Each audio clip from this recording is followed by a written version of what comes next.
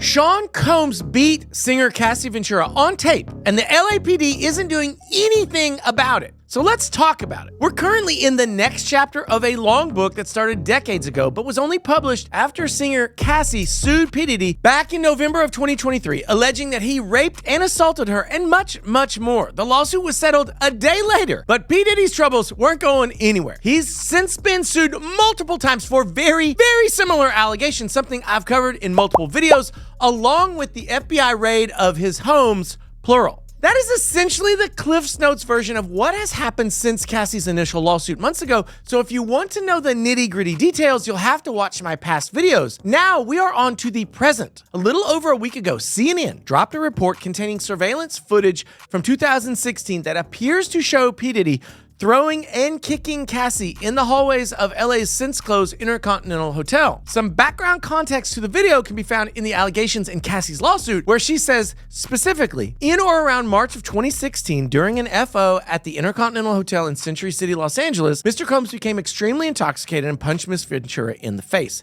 giving her a black eye. After he fell asleep, Miss Ventura tried to leave the hotel room, but as she exited, Mr. Combs awoke and began screaming at Miss Ventura. He followed her into the hallway of the hotel while yelling at her. He grabbed at her, and then he took glass vases in the hallway and threw them at her, causing glass to crash around them as she ran to the elevator to escape. If you have seen the surveillance footage, it's almost an exact description. Listen, when people describe an event, it's very easy for them to deliver a slightly imprecise take on the details, or even the big picture. And certainly a lawsuit, which while trying to be accurate, is also a document that's advocating for a certain outcome, so it's not designed to be neutral. So that's not to say it's designed to be inaccurate, but it is certainly partisan. And so for me, seeing this video and then comparing it to the allegations in the lawsuit, it was very eye-opening. And to that extent, I'd also add that it was a great piece of advocacy because it didn't stretch the truth of the incident. Of course, that was only one felony battery of many described in the lawsuit,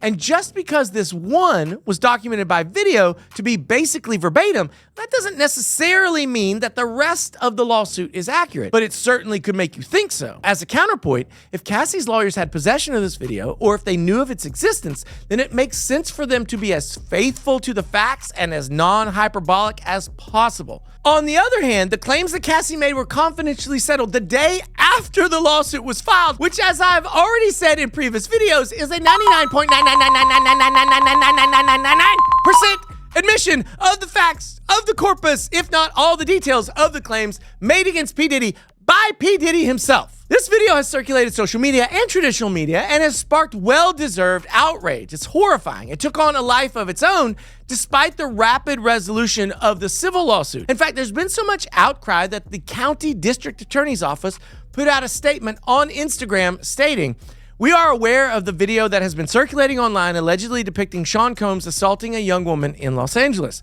We find the images extremely disturbing and difficult to watch. If the conduct depicted occurred in 2016, unfortunately, we would be unable to charge as the conduct would have occurred beyond the timeline where a crime of assault can be prosecuted.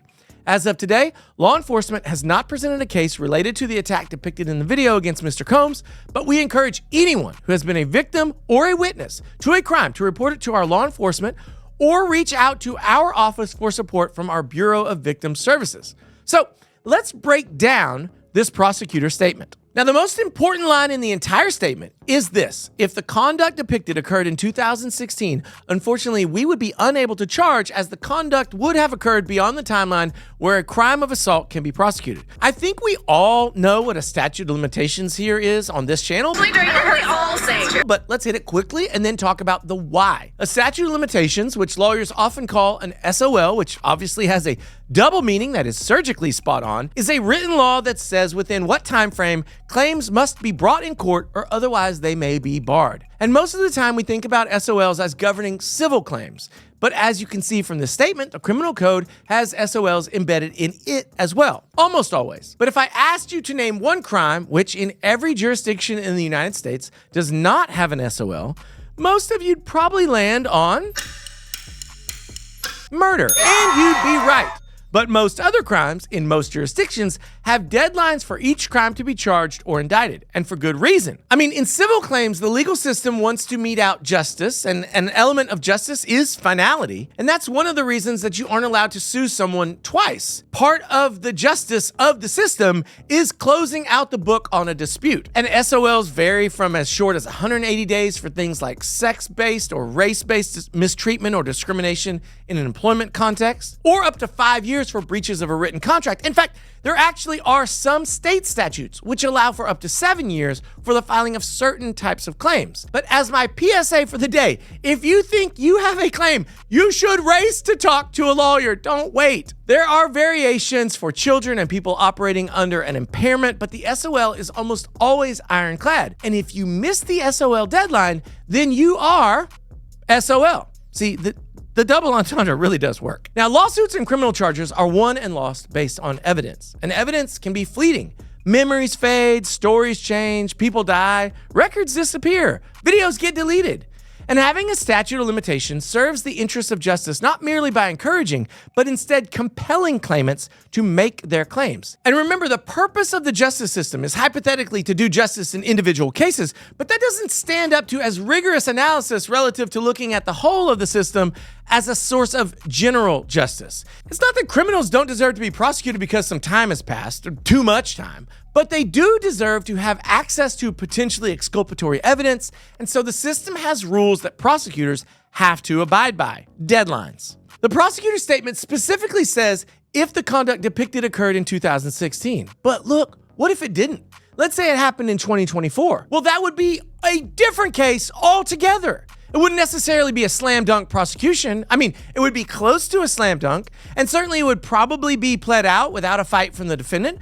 But as of right now, just looking at the video, there are some open questions. Who's the female in the video? Who's the male? Would a search warrant recover the clothes that either person in the video was wearing that night to help prove their identities? Where did this happen? Because venue matters in criminal cases. Is the video real? Has this video been doctored? Whose custody has the video been in? If the assailant was under the influence, was he voluntarily so, or was he drugged? And on and on. In fact, the biggest one we haven't even talked about is, does the victim want to prosecute? Would the victim participate in the prosecution's assertion of a criminal case? And so for the purposes of the criminal trial, this video just doesn't answer every question, just most of them. Look, when we watch a video like this online, we can say, okay, I know who this is, I know what happened, I understand everything, and that's fine, we're probably right. But the legal standard in a criminal case is not, oh, we're probably right, or we all agree about this. It is beyond a reasonable doubt. And so prosecutors are held to this very high standard, and just having a video without some context and without some witnesses is probably not going to end up in a conviction, even if someone has already been convicted in the court of public opinion, which Sean Puffy Biddy Combs has been. So with all this going on, Sean Combs must be hiding under a rock, right? No, in true 2024 fashion, not at all. Instead, he pulled out his iPhone and took a shot at a classic internet apology. Let's take a look. It's so difficult to reflect on the darkest times in your life. Sometimes you got to do that. I was up. I hit rock bottom. But I make no excuses. My behavior on that video is inexcusable. I take full responsibility for my actions in that video. I'm disgusted. I was disgusted then when I did it. I'm disgusted now. I went and I sought out professional help. I had to go into therapy, and go into rehab. I had to ask God for his mercy and grace.